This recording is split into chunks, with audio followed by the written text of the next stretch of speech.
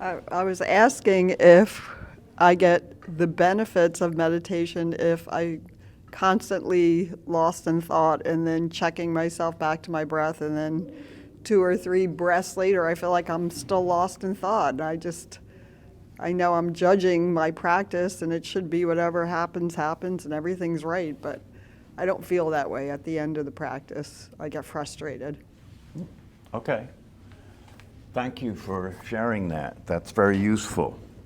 And the reason it's very useful is because you've just shared what everybody else in this room is experiencing. And you think you're alone. See, the thing is this. Here's the question, right? How do you know you're lost in thought? Because I'll go down the rabbit hole and then I'm like, oh, I'm supposed to be meditating. I might as well just be sitting here and daydreaming. What's the difference between me just sitting here and daydreaming and supposedly meditating? My awareness. Yep. Now, but I want you to really pay attention to what she's saying now, because there's gold in this. There's gold there, right? Because I said, how do you know you're lost in thought, right? And then she then shared with me what she's thinking about that, okay? And she stepped over the truth. This is why she's stuck. She keeps stepping over the truth. And I've said to this lady so many times that I'm tired of saying it. Yeah. But I've said to this lady so many times I'm tired of saying it. You're there right now, acting as if you're not. You're there right now, acting as if you're not. So how do you know you're lost in thought, right? How do you know you're lost? Did you know you were lost in thought before you started practicing being aware you were lost in thought? I tell myself in the past I wasn't even aware I was lost in thought. That was my whole world was the thought process. Okay. Now I catch it, but it doesn't, it's a fleeting second. Okay, so right away, do you see there's a difference, isn't there? There was a time when, just like her, and the same thing was true for me, and the same thing is true for all of you, or will be true for all of you, where you didn't know you were lost in thought. It was even worse than that. You were being the thinker. It's worse than being lost in thought. You were being the thinker who was lost in the thinker's thoughts about the thinker. That's what lost in thought is. The default state is the state of thinking when your thoughts are not necessary to function, right? So you're kind of on your own, and then the attention goes to the default state, and that thought process is a thought process about you. It's always about you, right? Because whenever you get a chance, you think about yourself, don't you? Yeah, whenever you get the opportunity, you start thinking about yourself. You start thinking about, what do I want? What do I like? You know, what is my past bad or good? Is my future going to be bad or good? You know. How much money do I have? You know, who's in love with me? Who am I in love with? You know, how's my sex life going? You know, what are the foods I like? Will I get some of that today? This is the default state. Right? You're living your life in the default state. If you're in your car, it's like, why don't that bastard go faster? You know, you're living your life in that default state, and that default state is a state in which survival is the bottom line, because you're separated from life and everybody else. You're on your own here, right? So you have to be careful. Don't take too many chances. If you do anything that scares you, never do it again, right? This is how you live in a small life, right? It's called the default state, the personality, right? But the thing that I want to point out here about what she's saying that is the gold is that the only way you know that you're thinking is you're aware of it. I know, but you said there's a difference between being aware and awareness. Well, yeah, there's a difference between being aware and awareness, but that's a small distance to move. Being aware to awareness, that's a small distance to move. But being aware, you're in the ballpark now. If you can tell me you're aware of thinking and you know that you get lost in thought, and you know when you're lost in thought you get stupid, you're in the ballpark now, okay? So don't sell out. Don't sell out. See, the only problem that you're having is you're identifying with the thought, right? But you are being the awareness, or you couldn't say you were identifying with the thought, could you? Yeah. So so all you have to do is realize that you are the awareness. You're exercising your ability as the awareness to see what's really going on. So let yourself get that. Let yourself know that, right? And yeah, when you say, even though I notice I'm lost in thought, it's still happening. Yeah, of course it's still happening, because it is what you've been conditioned to do. You've been conditioned to think. You've been conditioned to consider yourself the thinker.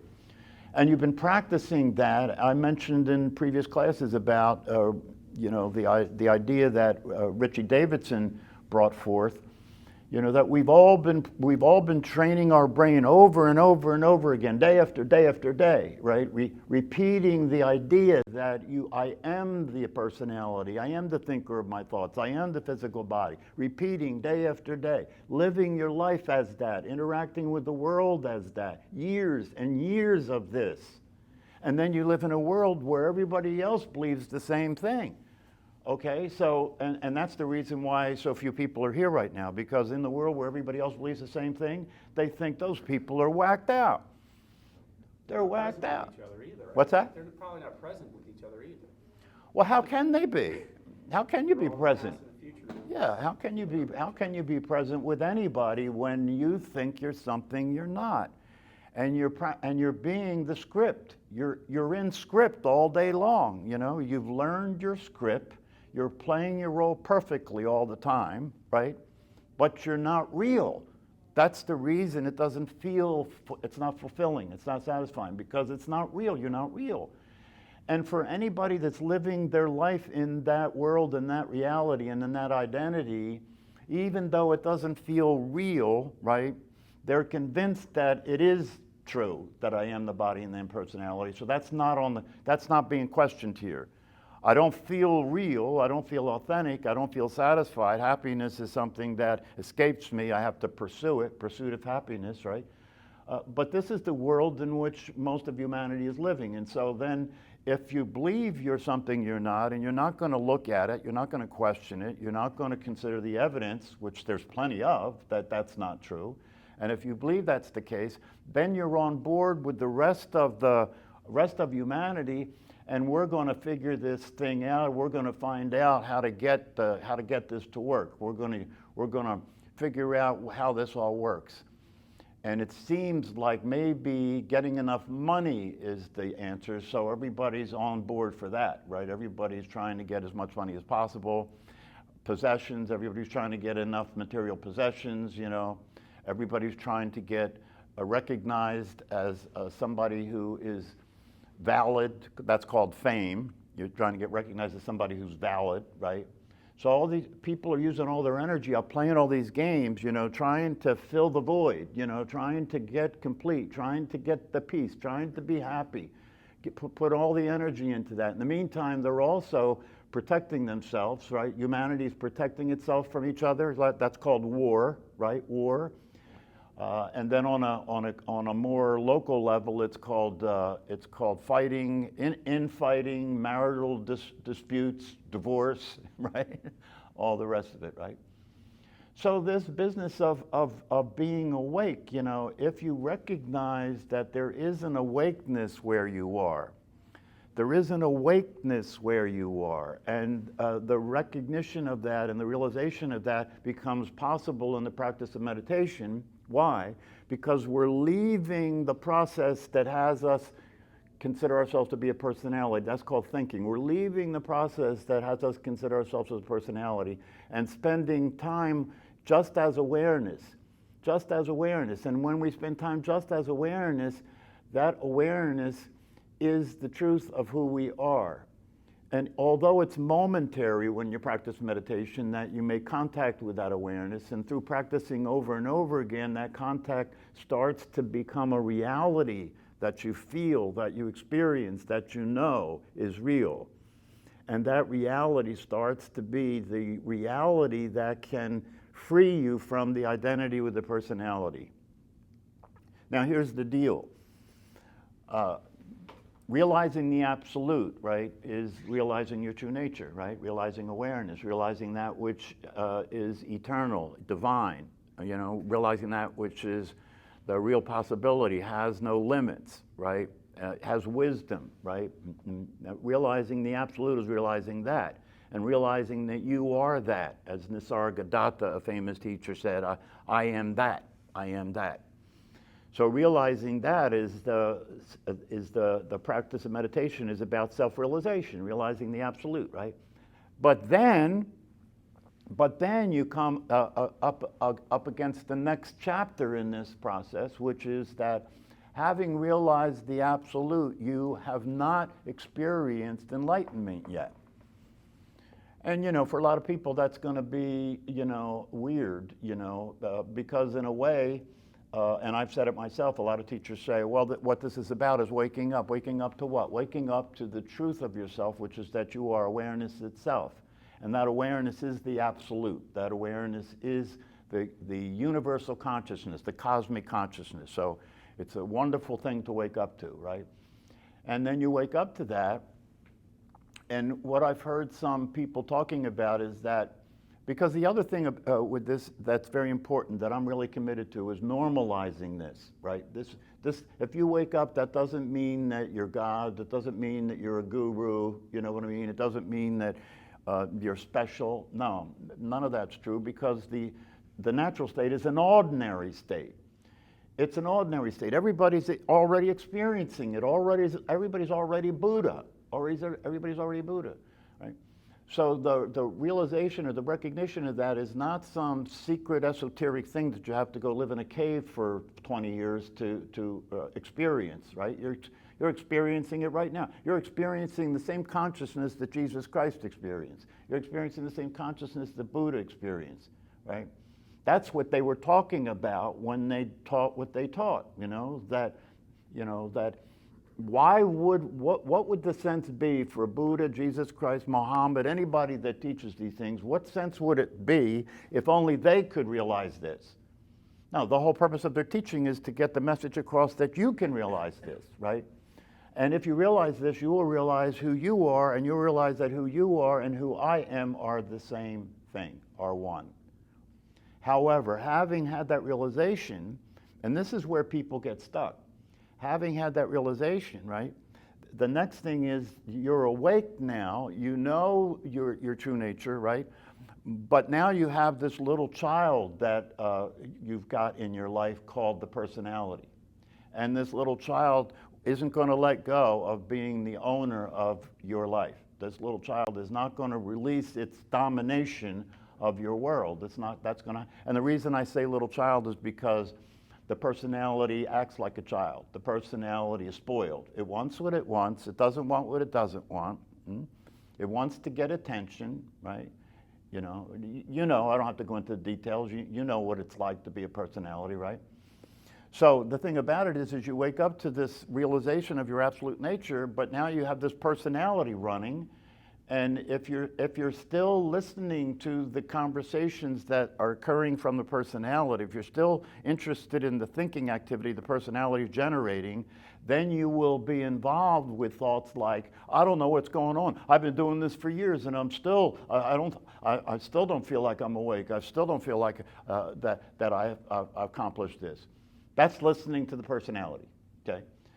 But if you know that's the personality, then if you know that's the personality, you're aware that's the personality, right? Well, then the next thing is, well, why do you keep identifying with it? Why do you keep listening to it as if you're that? All you have to do is realize that you're the awareness. You're not that. You're the awareness, right? But wait a minute. I just said to realize the absolute is not yet enlightenment. So there's this shape, there's this circle called an enso, and you see this in Zen a lot with a lot of the people who do Zen brushwork. You see this circle called the enso. Well, the enso starts when the Zen painter calligraphy touches the brush to the paper. That's the beginning of the process of awakening. And then you go around the circle, you're waking up, waking up, waking up, awake, right? But see, I'm in the middle of the circle now. This is not enlightenment. Waking up to the absolute is not enlightenment. I'm in the middle of the circle. The enso continues around, and where does it go? It comes back to where it started. Interesting, right? You wake up, realize your true nature, realize you're not the personality, and then come around and what? Become the personality. That's interesting. That which I was awakening from to realize I was not, to get free from the suffering of, right? That which I was awakening from, which I realized I was not, to get away from the suffering of, I come back and become that again. That sounds crazy, right? Well, but it's not crazy, you see, because here's the deal. When you return to the personality, right? You have recognized you're not the personality, right? And you return to personality, and now I am not the personality, and I choose to identify myself as the personality. Why? Well, where am I going to go? If I wake up and I know myself as awareness, awareness has no form, right? Awareness has no form, has no shape, has no history, has no future, isn't going anywhere, is always happy and satisfied and at peace. But it can't be in the world without a form. You can't play the game without a piece on the board, right? So you've got to come back to the personality again, right? But now you don't think that you are the personality. You're choosing to identify yourself as the personality. Now it's a new game, right? Now it's a new game. So now life continues as the personality, but the identity is not the personality. The identity is the awareness that is now present to the personality, witnessing the personality's shenanigans, right? Watching the personality's stupidity, watching the personality try to return to its old habits, try to return to its ways of being in the world. But now, because there's an awake awareness present, it doesn't go there. When the personality decides it's going to fight or argue or be miserable or be anxious, the awareness is now there for it, is now there to see that. And the awareness has wisdom. The awareness has intelligence. The awareness realizes that this is a bad idea to think I am the personality. But at the same time, I have to identify with it because it's the vehicle with which I am being in the world. But so now what do I have to do? I have to clean it up, right? Like they say in Zen, wake up, then, wake up, then clean up. Wake up, then grow up. Wake up, then mature. So now we want to be present to the personality's behaviors, thoughts, feelings, right? All of it, right? Be present to it. But start to withdraw interest and intention and involvement with what it's doing when it's off the rails. That's the practice. Now, that practice will take as much time as it takes depending on how much attention you give it, okay? And this is why meditation should begin to move from formal to informal, because now instead of just sitting quiet and being still, and allowing myself to be what I am and experiencing that and enjoying the experience of that. Of course, this is after I've been practicing for a while, right? Right. Now, instead of that being the case, now in my life as my life as lived in real time, right, on the fly, I'm practicing the same thing.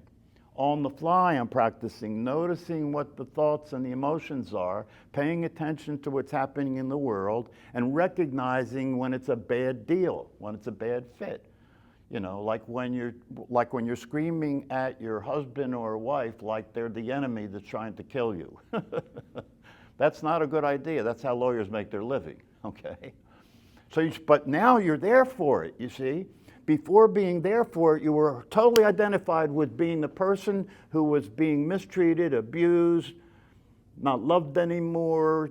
She doesn't love me. Why is she doing this? Why did she do that? She doesn't care about me. You're totally identified with that. And when you're totally identified with that, then you're compelled to behave the way you behave. Once you're awake, now there's an awake reality that is now able to look at the behavior of the personality instead of be the personality. And because you're looking at the behavior and personality, things begin to change just in the process of life itself, because now you're there for what's happening. And in the process of living, whenever the personality makes a bad move, you see it as a bad move. So just the awareness of what's going on begins to have an effect on who you're being and how you're behaving. So now you will be a personality who starts to modify behaviors, starts to behave differently, because the source of your behavior is no longer from your conditioning. The source of your behavior is from your awareness. Right? And so now that awareness starts to come into play, and you start behaving differently, and people around you start asking you if you're okay. Because you're not acting as crazy as the rest of us anymore. We're going to miss you. We don't have anybody to fight with now, right? So that's the way it goes down, and you start to realize the relief that becomes available to you. You start to realize, wow, I can actually be in the world and be in life and be in relationship to other people in a way that's working, in a way that I can relax and enjoy myself and stop feeling like I have to fight or cope or struggle. So again, I'm going to repeat this purpose that one of my teachers brought up many years ago. It was the purpose of a particular training that he created, but it's also the way that meditation works if you stay with it in the long term. And the purpose of meditation, the purpose of these practices, is so that your experience of yourself and your life is transformed. The experience of yourself and your life is transformed. Transformation means the form changes, right? I am no longer in the form of a person. I am in the form of awareness that is identifying myself with the personality, so I can be in the world as a personality, but now the personality is transformed. It's not the personality, it's the self identifying as a personality. That's a transformation. The form has changed, okay? And when that transformation occurs, it transforms your identity and it transforms your experience of life as well, because the way life shows up to who you really are is much different than the way life shows up to who you thought you were. Life shows up as an opportunity instead of a challenge. It shows up as an opportunity instead of a form of suffering, right? And so the problems that you have been struggling with and coping with and trying to change clear up in the process of living itself. Clear up in the process of living itself. How's that happen? Well, because now you're awake and you're there for the process of living, right? And so the way you're being in relationship to other people, the way you're being in relationship to life, right, is different. The way you're interacting with it is different. You now have access to your ability to love. You now have, when you wake up, you have access to your ability to love. What's that mean? Well, because when you're awake, you know the truth, which is that love, the experience of love, is a function of giving, not taking. This is the natural state. In the natural state, you start noticing that if I want to feel love, that I'm not here for me, I'm here for you. And when I give instead of take, I feel love. So now you've realized what love really is. You know, love is nothing other than a recognition that the world is you, all other people are you. So when you take care of life, when you take care of the world, when you take care of other people, you're taking care of yourself. That's the truth. And it feels that way when you do that. So you're really experiencing the truth about love. It's unconditional love. And you begin to practice living your life as the truth of yourself instead of as the conditioned version of yourself, which is the personality. And gradually over time, as you keep doing that, in the process of life itself, right, you keep making corrections, right, you keep withdrawing energy from the craziness of the personality, and when you withdraw energy and you withdraw your involvement with the thought process and the personality, those thought processes begin to die out. The unworkability begins to die out because you're no longer interested in that. You're no longer involved with that. You're withdrawing your attention from that and giving your attention to the truth. So over time, gradually, your life becomes truer and realer and truer and realer and more authentic and more fulfilling, with more peace, right? With more satisfaction, more relaxation, more enjoyment, and you realize that life is not what you thought it was. Life is actually a great adventure. It's a great adventure. And for it to be an adventure, there has to be danger, right? There has to be danger, right? But now, because of your awake state, you're no longer threatened and fearful in a way where you withdraw from life or you try and protect yourself from life. No, you jump into the deep end of life now. Why?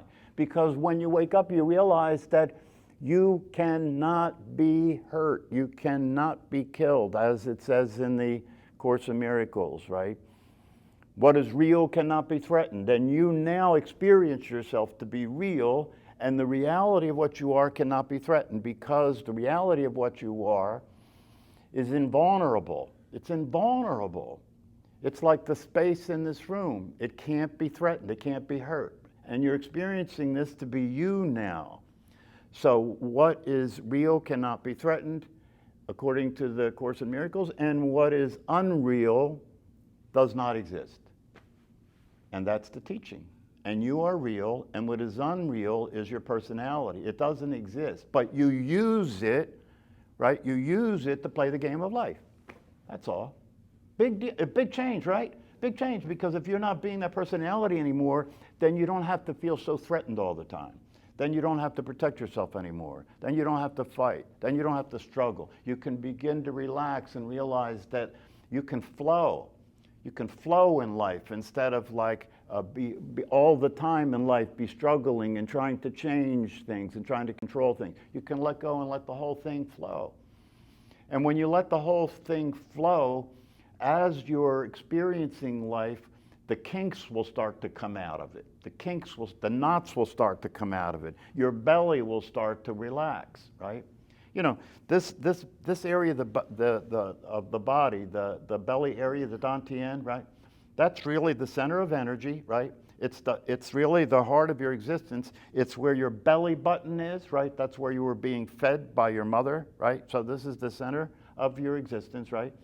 And until the personality releases its grip on your life, this center will be a knot. It'll be like a knot, One of the things that Adyashanti was saying about this center is that if you give it attention, you'll notice it's a contraction. There's a contraction in here, right? There's a knot in here, right? And that knot, if it could speak, would say no. That knot, if it could speak, would say no. This is the personality resisting life, resisting everything that's not what it is. So it's constantly saying no, and it's holding on, right? It's hunkered down into this knot, right? As you wake up and you practice being awake in your life, your belly will start to soften. It'll start to soften. And as the belly starts to soften, it's softening because the fear is lessening, right? The fear is lessening. The need to fight is lessening. You can be more relaxed and satisfied. And so when students report to their teachers about where they're at in the process, as they get further along in the process, the teacher only asks them two questions, right? Are you satisfied and are you relaxed? Because if you're awake and you're being awake and you're practicing being in your life that way, you'll be satisfied and relaxed.